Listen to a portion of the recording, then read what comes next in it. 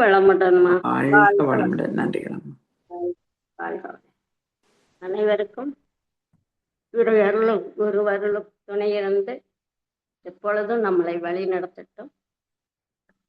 நல்ல ஒரு துரியதவம் நடத்திய சுகந்தி அம்மா அவர்களுக்கும் வழிநடத்தி கொண்டிருக்கும் பகுதி அம்மாவுக்கும் நன்றி கூறவன்.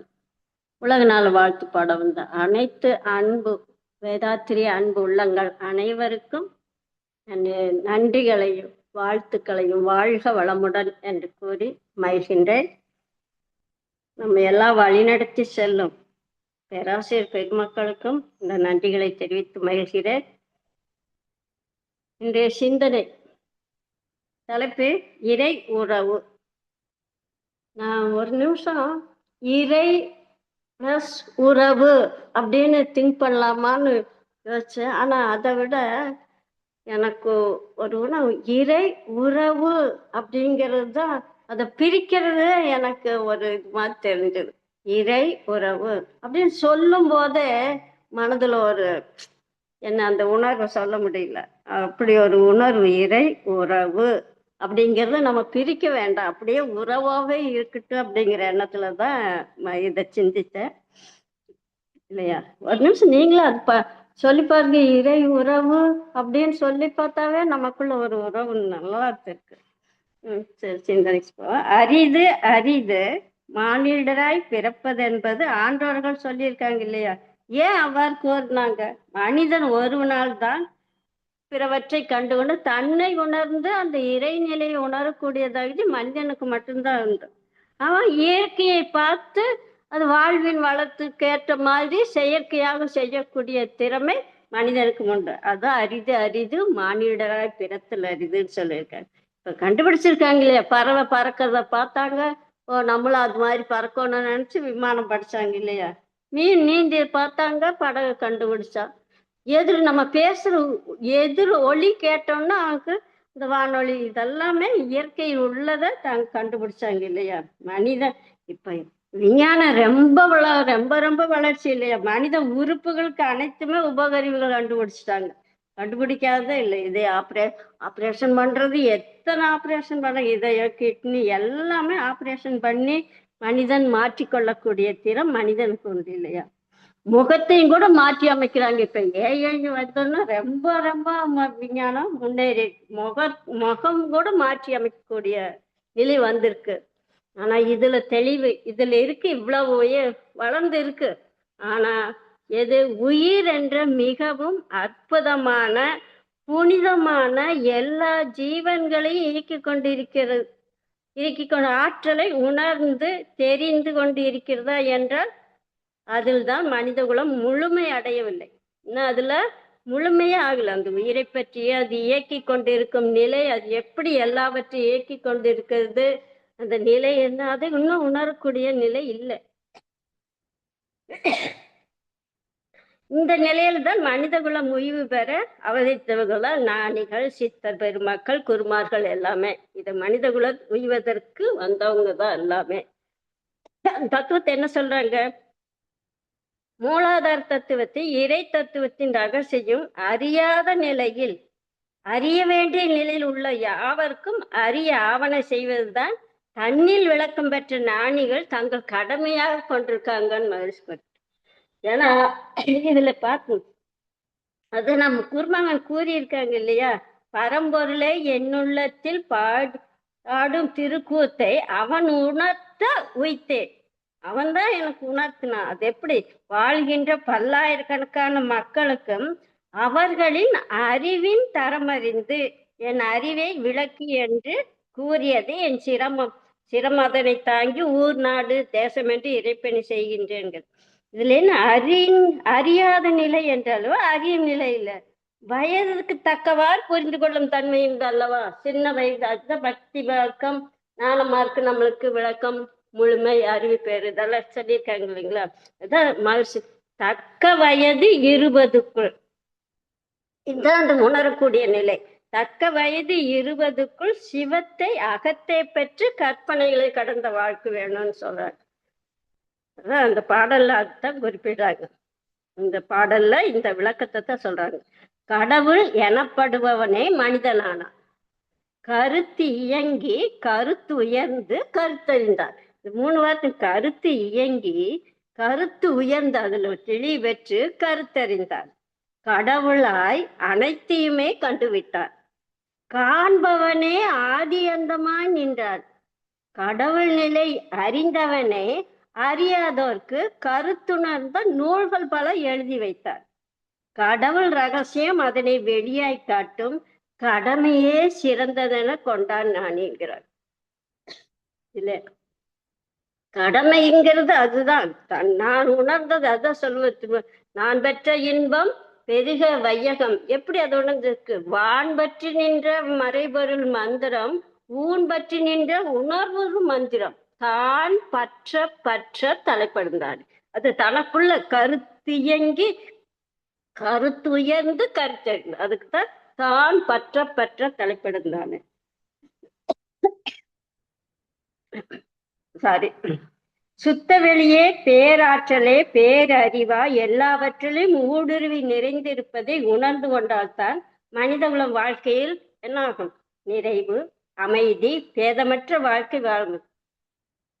இறை உறவு இல்லாத உடல் இருக்கா? உயிர் இருக்கா? மனம் இருக்கா? சமுதாயம், இயற்கை, இதை நினைச்சு பார்த்து இதுல ஏதாவது இறை இல்லாத இருக்கா? எந்த நிலையிலும் சிந்திச்சு பார்த்து.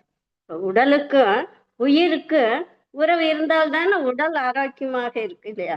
உயிருக்கும் மனதுக்கும் உறவு வேணும். இருந்தால் தானே சமுதாயத்துல உறவு ஏற்படும். இப்ப சமுதாயத்திற்கும் இயற்கைக்கும் மனிதனுக்கும் உறவு இருந்தால்தான் மனிதன் மகத்துவம் உயர்வு பெறும். உறவு இருந்து அப்பதான் மனிதன் உயர்வு பெற முடியும். இதில் ஒன்றை விட்டு பிரித்து பார்க்கவே முடியாது இல்லையா? எல்லா இறைநிலையால் உறவு பிணைக்கப்பட்டுதான் உள்ளது. இவற்றையெல்லாம் இறையுறவு என்ன தலைப்புல மகிழ்ச்சி இதைத்தான் விளக்கிறாங்க.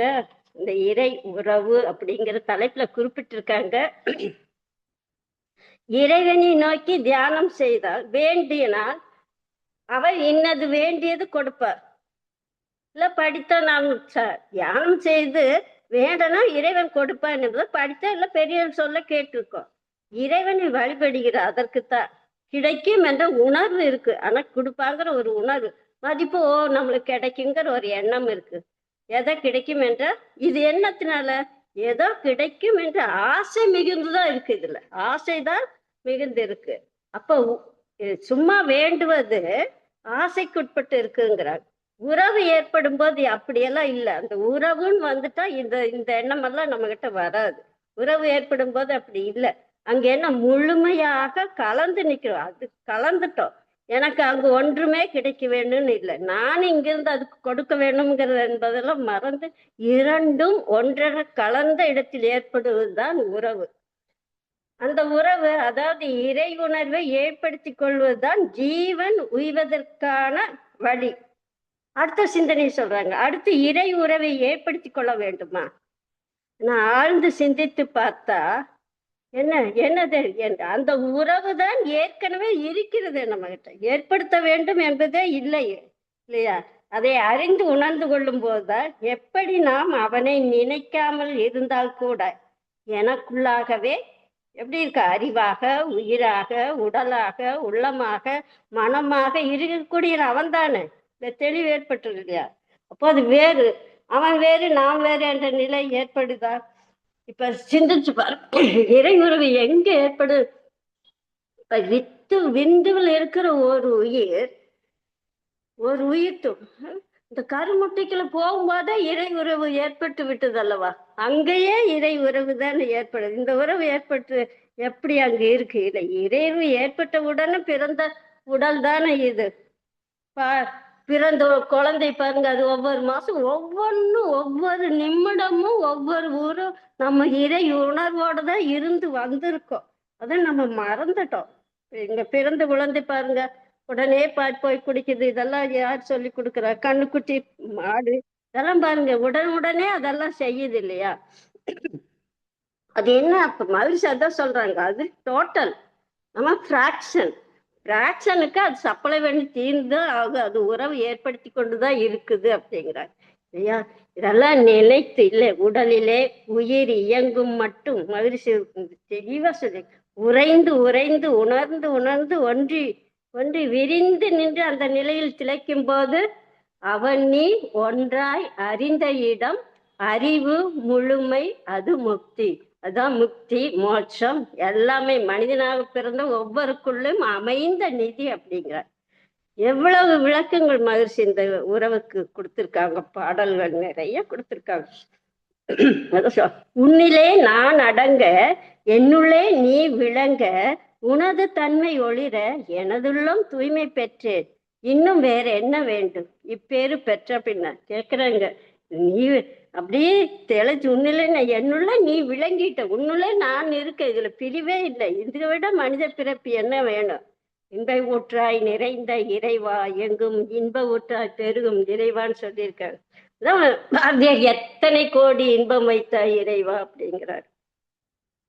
மகிழ்ச்சி பாடல் நிறைய. எல்லையற்ற இறையாற்றல் என்னுள்ளும் புறமும் இவ்வுலகம் வானுலகம் எங்கும் நிறைந்துள்ள நல்ல உண்மை நான் உணர்ந்த நாள் முதலாய் நாவில் நலமளிக்கும் சொற்களையே பேசும் உரம் பெற்றேன். இல்லை என்ற சொல்லுக்கே இடமில்லாமல் வாழ்வில் எல்லா வளங்களிலும் ஏற்றமே காண்கின்றேன். இந்த 2 லைன் தான் அவர் உறவு சொல்ற. புல் லை மண் பொல் பொன் கல் நீர் எதை நினைத்த போதிலும் பொது நடனம் இறையறிவாய் பொருந்தி ஆட கண்டன். எதுல இறை உணர்வு இல்ல? சிந்திச்சு பாருங்க. எல்லையற்ற ஆற்றல் எண்ணத்துல புறத்துல வானத்துல மண்ணுல விண்ணுல எதுல இல்லை? எல்லாத்துலயும் அந்த திருநடனம் அறிவாக இயங்கி கொண்டிருக்குது. உறவு இருந்து கொண்டுதான் இருக்கு அப்படிங்கிறார். இந்த பாடல் மூலம் எவ்வளவு இடத்துல உயிர்களுக்குள்ளேயோ அப்புறம் நகை புல்லு மண்ணு பொண்ணு இது எல்லாம் உறவு இல்லாமல் இல்லை அப்படிங்கிறாங்க. இப்ப நம்ம மகிழ்ச்சி நம்மளுக்கு தெளிவா விளக்கியிருக்காங்க. பஞ்சபூதங்கள் இல்லாம இந்த பிரபஞ்சத்தில் ஒன்றுமே கிடையாது. பஞ்சபூதங்கள் கூட்டுதான் இந்த பிரபஞ்சம் முழுவது. இப்ப பஞ்சபூதங்களுக்கு மூலம் சுருக்கமாவே நம்ம விண். இப்ப விண்ணுக்கு மூலம் இறைத்துகள், இறைத்துகளுக்கு மூலம் இறைநிலை. அப்ப அது உறவில்லாத ஏதாவது இருக்கா நம்ம சிந்திச்சு பார்த்தா எதுல இல்லை இல்லையா? அதனால எல்லாமே அந்த இறை உறவு இருந்துகிட்டே இருக்கு அப்படின்னு சொல்ற. அதான் உயிருக்கு அந்த உயிர் துகள் உயிர் இந்த பரிணாமத்தில் வந்த ஆன்மாவின் சரித்திரத்தில் சுருக்கு வித்துங்க. இந்த உயிர் எப்படி வந்தனா பரிணாம பல வருஷங்கள் பரிணாமத்தில் வந்த இந்த ஆன்மாவின் சுருக்கு வித்து தான் அந்த உயிர். அப்ப அந்த உயிருக்கு வித்து சொல்றாங்க. அதுதான் வித்துக்கு வித்தாம் அருள் பேராற்றல். இந்த அருள் பேராற்றல் தான் அந்த எல்லாத்துக்கும் வித்தா இருக்குது, உறவா இருக்கு. அது எப்படி இருக்கு? வான் அடக்கி சூழ்ந்த அகன்ற உயர்ந்த மெய். எவ்வளவு விளக்கங்கள் வருது. எல்லாம் வானம் இந்த பிரபஞ்சத்தின் உள்ள தனக்குள்ள அடக்கி உயர்ந்த அந்த மெய். அது எப்படி வாழ அறிவா எல்லாத்துக்கும் அறிவாக அதுதான் அகத்துக்குள்ள அதுதான் இருக்கு அப்படிங்கிற தெளிவா அந்த இறை உறவை நம்மளுக்கு மகிழ்ச்சி ரொம்ப ரொம்ப விளக்கி கூறியிருக்காங்க இல்ல. உயிர் மூலத்தை விளக்கியிருக்காங்க இல்லையா? உயிர் எப்படி வந்திருக்கு? வானத்தையே அது உள்ள தனக்குள்ளேயே உறவை வச்சிருக்கு. பிரபஞ்சத்தையே உறவா வச்சிருக்கும் போது நம்ம எங்க போறோம்? உறவு இல்லாம இல்லை இல்லையா? இதையெல்லாம் பற்றி சித்த பெருமக்களும் இந்த உறவை சொல்லியிருக்காங்க. இறை உறவை பத்தி அதே சித்தர்களும் 2 பாடல் சிந்திக்கலாம். அருணகிரிநாதர் என்ன சொல்றாங்க? நீ வேறு நான் வேறு என்று எண்ணாது இருக்க நீயும் நானுமா ஏக போகமா சுகமருள் பராபரமேங்கிறார்.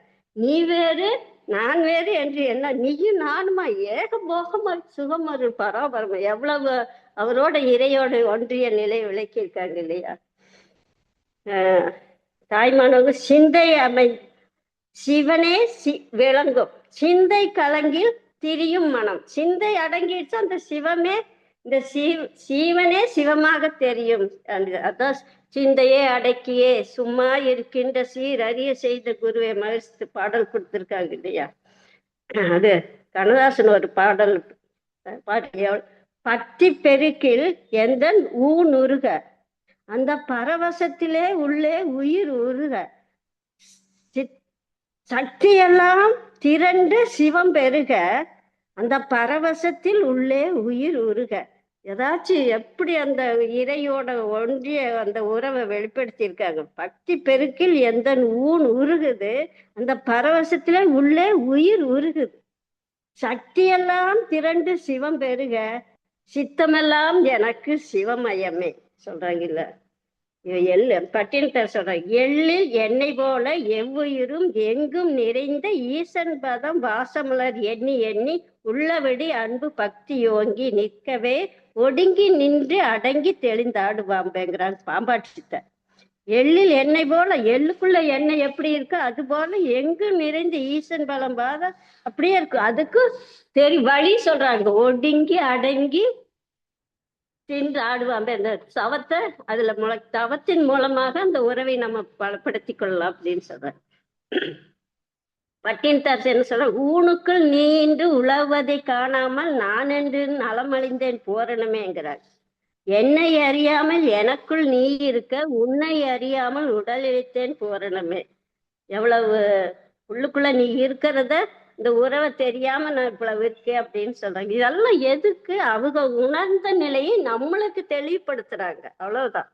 மாயை திருமூலர், மாயை மறைக்க மறைந்த மறைபொருள், மாயை மறைய வெளிப்படும் அப்பொருள், மாயை மறைய மறைக்க வல்லார்க்கு காயம் இல்லை கருத்தில்லை தான். அந்த மாயையிலிருந்து விடுவிட்டு அந்த உடம்பும் இல்லை கருத்து ஒன்றும் இல்லை. அவங்களோட நீ வேற இல்லை நான் வேற இல்லை, அந்த மாயை தான் வெளிவரணுங்கிறாங்க. அது இந்த வள்ளல் பெருமானர் நிறைய சொல்லியிருக்காங்கப்பா இந்த உறவை. எனக்கும் உனக்கும் இசைந்த பொருத்தம் என்ன பொருத்தமோ, இந்த பொருத்தம் உலகில் எவருக்கும் எய்தும் பொருத்தமோ. உனக்கு எனக்கு என்ன பொருத்தம் பாருங்க, அவளை எவ்வளவு அதுல தெளிச்சிருக்காருங்க. என்னுள்ளே அரும்பி, அது சொல்ற, என்னுள்ளே அரும்பி என்னுள்ளே மலர்ந்து என்னுள்ளே விரிந்த என்னுடைய அன்பே. அவருக்குள்ளதான் எல்லாமே உள்ளுக்குள்ள இருக்கிற, என்னுள்ளே விளங்கி என்னுள்ளே பழுத்து என்னுள்ளே கழிந்த என்னுடைய அன்பே. தன்னுள்ளே நிறைவு தரமெல்லாம் அளித்த என்னுள்ளே நிறைந்த என் தனி அன்பே. இத உறவுக்கு நிறைய கொடுத்துரு. களைப்பறிந்து எடுத்து கலக்கம் தவிர்த்தனக்கு இழைப்பறிந்து உதவிய என் உயிர் உறவே. தன்னை தழுவிரு தான் சிறிதும் அழியா என்னை தழுவிய என் உயிர் உறவே. மனக்குறை நீக்கி நல்வாழ்வளித்து என்றும் எனக்கு உறவாகிய என் உயிர் உறவே. துண்ணும் அனாதிய சூழ்ந்தனை பிரியாது, துண்ணும் அனாதிய சூழ்ந்தனை பிரியாது என்னுறவு ஆகிய என்னுடைய உறவே. அப்படி நிறைய அந்த லைன்ல கொடுத்துருங்க. உறவுக்கு அவ்வளவு இறை உணர்வோட ஒன்றிய நிலையெல்லாம் நிறைய கொடுத்துருக்காங்க. விவேகானந்தர் அதுதான் அந்த இது ஒரே வரியில் அவர் சொல்லிட்டார். விவேகானந்தர் என்ன சொல்லியிருக்காரு, நமது ஆன்மாவை விட உயர்ந்த எந்த பொருளை உலகம் நமக்கு தர முடியும், அது மட்டும் நம்ம கிட்ட இருந்தா எல்லாம் இருப்பதாகவே இருக்கு. அந்த உறவு தெரிஞ்சுக்கிட்டா எதுவுமே நமக்கு தேவை இருக்காது, எல்லாமே நமக்கு உணர்ந்ததாக தோன்றும் அப்படிங்கிறார். இதுல பாரதியார் சொல்லாம இருக்கவே முடியாது இல்லையா. சுத்த அறிவே சிவமென்று கூறும் சுருதிகள் கேளற, உள்ளது அனைத்திலும் உள்ளொளியாகி ஒளிந்திடும் ஆன்மாவே இங்கு கொள்ளற்கிய பிரமம் என்று மறை கூவுது. அந்த ஆன்மாதை எல்லாத்திலும் இருக்கிற உள்ளது அனைத்திலும் உள்ளொளியாகி, அவர் ஒண்ணுல இல்லைன்னு சொல்லிட்டார். ஒண்ணும் உறவில்லாத இடமே ஒண்ணுமே இல்லை அப்படிங்கிறத விளக்குறாரு. அது பரசிவ வெள்ளத்துல எல்லாம் ரொம்ப கொடுத்து, உள்ளும் புறமாக உள்ளதெல்லாம் தானாக வெள்ளம் ஒன்று ஒன்றா அதுல தெய்வம் என்பார் வேதியரை சொல்லியிருக்க. காணுவன நெஞ்சில் கருதன உட்பொருத்தை போல் யாவும் பிறப்பதிந்த வெள்ளத்திலே. எல்லாம் அங்க இருந்துதான் வந்திருக்கு. அப்ப உறவு இல்லாத இல்லை அப்படிங்கிறத தெளிவட பாரதியார் பரிசு வெள்ளத்துல கொடுத்திருக்காங்க. அதுல இன்னும் இந்த காலத்துக்கு தகுந்த மாதிரி நாமக்கல் கவிஞர் ராமலிங்கம் பிள்ளை அவர்கள், உன்னிடத்தில் இறைவனை உயிரை எண்ணி பார்க்க நேரமில்லை என்பது எவ்வாறு உணர்த்துக. இந்த சமுதாய சூழ்நிலையை அவர் எவ்வளவு வருஷத்துக்கு முன்னாடி நம்மளுக்கு எழுதி வச்சிருக்காரு பாருங்க. ஒரு நாளைக்கு ஒரு தரம் அப்படிங்கிற ஒரு தலைப்புல பாடல் கொடுத்திருக்காரு. இந்த கால சூழ்நிலை அப்படித்தான் இருக்கு. ஒரு நாளைக்கு ஒரு தரம் ஏனும் ஒரு நொடிப்பெழுதனும் உன்னை படைத்தவனை எண்ணி சுகித்ததுண்டா மனமே. விடியுமுன் விழித்தனை வெளுக்கும் முன் வீட்டை விட்டாய், வெவ்வேறு இடத்துக்கு வவ்வால் போல் ஓட்டமிட்டாய். எப்படி எழுதியிருக்காரு பாருங்க. உடலும் மனமும் சோர்ந்து ஓய்ந்திட வீடு வந்தும் உண்ணும் பொழுது கூட எண்ணம் நிலைப்பதில்லை. அறக்காசு காணாலும் ஒரு நாள் முழுவதும் காப்பாய்.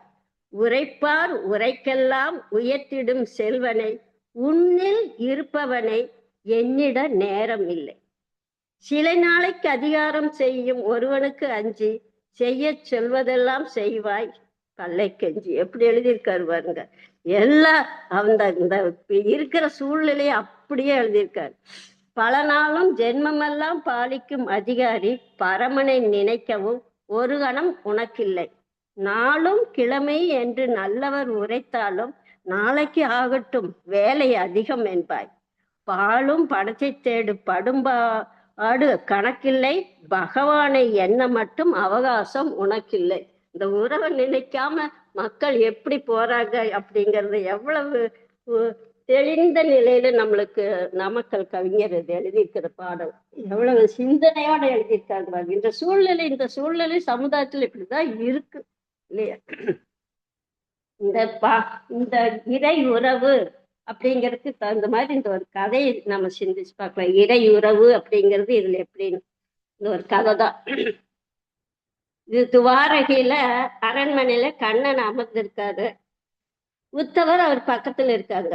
உத்தவருங்கிறது கண்ணன் பக்கத்துல அமர்ந்திருக்கு. அவர் முகத்துல உத்தவரோட முகத்துல கடும் யோசனையா இருக்குது. அப்ப கண்ணன் அப்ப புரிஞ்சு பாருல. கண்ணன் கேட்டார், உத்தவரை எதை பற்றி உங்கள் ஆழ்ந்த யோசனை அப்படின்னா தெரிஞ்சு கொள்ளலாமான்னு. எல்லாவற்றையும் தெரிந்த கடவுளும் இருந்து எதுவுமே தெரியாது போல ஒரு வினா. அது எல்லாவற்றையும் எதுக்கு நம்ம கிட்ட இருக்கிற இறைவனு தெரியாதோ ஒரு விழான்னு உத்தவர் நகைக்கிறார். சொல்றாரு, பகவானிடம்தான் வெளிப்படையாக இருப்பது அவசியம்னு அவருக்கு தெரிஞ்சிருச்சு. ஏன் அவர் அறிவார். ஒரு பெருமூச்சுடன் சொல்லலாம். இதெல்லாம் தெரிஞ்சுக்கிட்டா ஒரு பிரபுவே, நானும் எத்தனையோ ஜபங்கள் எல்லாம் செய்து விட்டேன். என்னை எல்லாரும் ரிஷி என்று ஒப்புக்கொள்கிறார்கள். ஆனால் மகிழ்ச்சி என்ற பட்டம் மட்டும் இன்னும் எனக்கு கிடைக்கவில்லை அப்படிங்கிறார். இது கண்ணன் மனத்துக்குள்ள, முனிவர்களிடையே நானும் ஒரு மகிழ்ச்சி என்ற அந்தஸ்தை பெற விரும்புகிறேன். அது உத்தவரோட ஆசை அப்படி இருக்கு என்றார். கண்ணன் மனத்துக்குள் சித்திட்டு அவர் நினைக்கிறாரு. ஆகைய முற்றும் துறந்த முனிவருக்கு மாபெரும் துறவி என்ற பட்டம் பெறுவது ஆசை இன்னும் துறக்க முடியவில்லை அப்படின்னு அவர் கண்ணன் மனசுக்குள்ள. பற்றற்றான் பற்றினை பற்றி கொண்டு எல்லாவற்றையும் விட்டுவிட வேண்டியவர் பட்டம் பெறும் பற்றை மட்டும் விட மறுக்கிறாரே. அந்த ஆசையும் சேர்த்து திறந்தாலோ இவர் மகிழ்ச்சி அந்தஸ்தை அடைவார். தன் அடிவார அவரை நல்வழி, இந்த ஆசையிலிருந்து அவரை விளக்கி இந்த உறவை ஏற்படுத்த வேணும்னு அவருக்குள்ள ஒரு எண்ணம். அதுக்கு அவர் சொல்ற, புத்தவரே, ஆத்ம அனுபூதி பெற்றவர்களுக்குத்தானே பட்டது. தாங்கள் ஆத்மா விசாரணை செய்து இறைவனை பற்றி உலகில் ஏதும் இல்லை என்று இறைவனை பற்றி இந்த உலகில் ஏதுமில்லை என்று அவனுடன் இணைந்து இரண்டரை கலந்த மனநிலை அடைந்து விட்டீர்களா கேட்கிறார் பாருங்க. ஆத்ம விசாரணை செய்து இறைவனை அன்றி இவ்வுலகில் ஏதும் இல்லை என்று அவனுடன் இணைந்து இரண்டரை கலந்த மனநிலை அடைந்து விட்டீர்கள். இது ஆத்ம அனுபூதிங்கிறார். இது என்ன கேள்வி கண்ணா? அவர் சொல்றாரு, இறைவனோட இணைந்திருக்க வேண்டும் என்பதுதான் மகிழ்ச்சி பட்டம் பெற தகுதி. இதோ நான் உன் அருகேதான் உன்னுடனே இணைந்துதான் அமர்ந்திருக்கும், பக்கத்துலதான் இப்போ இருக்கேன், உன்னுடன் இணைந்துதான் இருக்கு. இதை விட மிஞ்சிய தகுதி வேற என்ன வேணும் அப்படின்னு உத்தவர் கேட்கிறார். உத்தவரின் சமத்துவமான காரணத்து தன்னும் ரசிக்கிறார் தானே. ஆனா உத்தவர் நான் வேறொரு விஷயம் அது திருந்தோன்னு அவரு கண்ணன் ஒரு சொல்றாங்க. உத்தவரை நான் வேறொரு விஷயம் சொல்ல நினைத்திருந்தேன், அதற்குள் மகிழ்ச்சி பட்டம் பேச்சு குறுக்கிட்டு விட்டது. நான் அவசரமாக பிருந்தாவனத்தில் இருக்கும் ராதைக்கு ஒரு செய்தியை அனுப்ப வேண்டும்.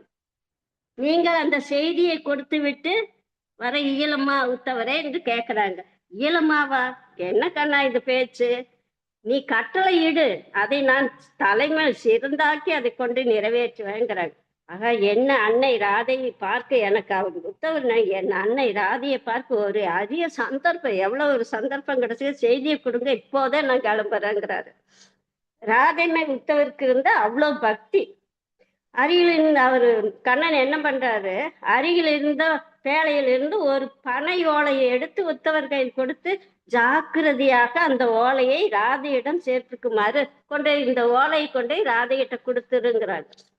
உத்தவர் ஓலையை திருப்பி திருப்பி பார்க்கறாங்க. அதுல இரு பக்கம் ஒண்ணுமே இல்லை.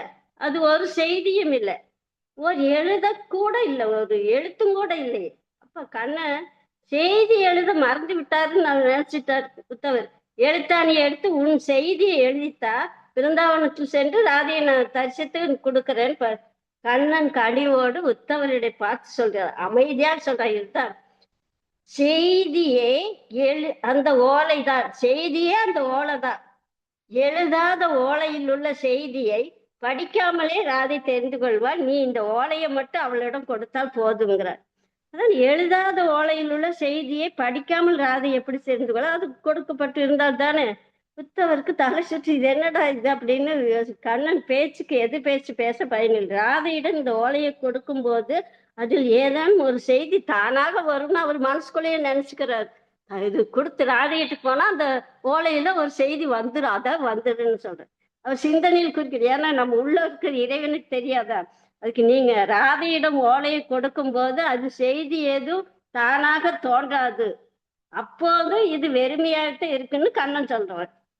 ஆனால் ராதைக்கு எழுதாத ஓலை எப்படி வாசிக்க தெரியும்? உத்தவர் திருக்கட்டி என்ன இது, கடவுள் இப்படி எல்லாம் நம்ம சிந்தனையை கொண்டு விடுகிறாரு. நம் மனதில் எந்த எண்ணம் எழுதினாலும் அதை பார்த்து அவர் தெரிஞ்சுக்கிறாரு. ஒரு சிரமம் இல்லை உத்தவரே, மனதில் ஏதேனும் ஒரு எண்ணம் எழுந்து கொண்டுதான் இருக்கும் சொல்லிவிட்டு கண்ணன் எண்ணம் இல்லாம இருக்கு. அந்த எண்ணத்தை சேர்த்து படித்து கண்ணனின் ஆற்றலை நினைத்து பிரமித்து உத்தவர் செய்தி ஏதும் எழுதாத ஓலையை எடுத்துக்கொண்டு பிருந்தாவனம் நோக்கி, அதுதான் ராதை இருக்கிற இடத்துல போறார். நேரில் தேவும்போது அவர் தேர் போகும்போது அந்த உத்தவருக்கு ஒரு எண்ணம் வருது. என்ன அந்த எண்ணம் எழுந்துச்சு அவருக்குள்ள. செய்தியே இல்லாத ஓலையை கண்ணன் அனுப்பியுள்ளது பற்றி ராதை தேவி கவலைப்படும். என்ன ஒண்ணுமே எழுதலின் ராதை கவலைப்படுவாள் அல்லவா?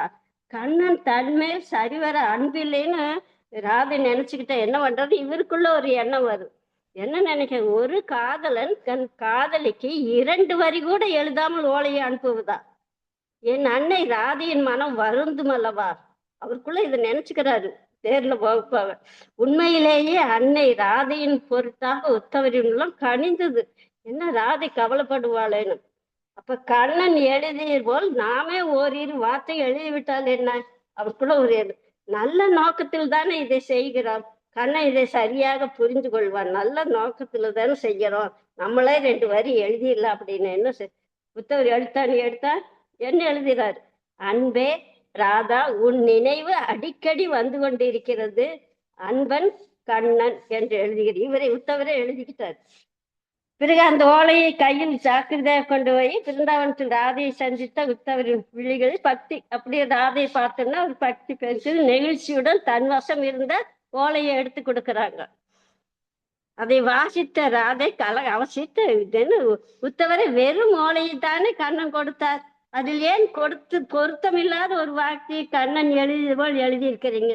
உத்தவருக்கு அப்படி தூக்கி வாரி போட்டது. எந்த சரி இப்படி கண்டுபிடிச்சிட்டாங்க. தாயே, செய்தியே எழுதாத ஓலையை பார்த்து உங்கள் மனம் வருந்த கூடாது என்று நானாக எழுதினேன், மன்னிக்க வேண்டும்.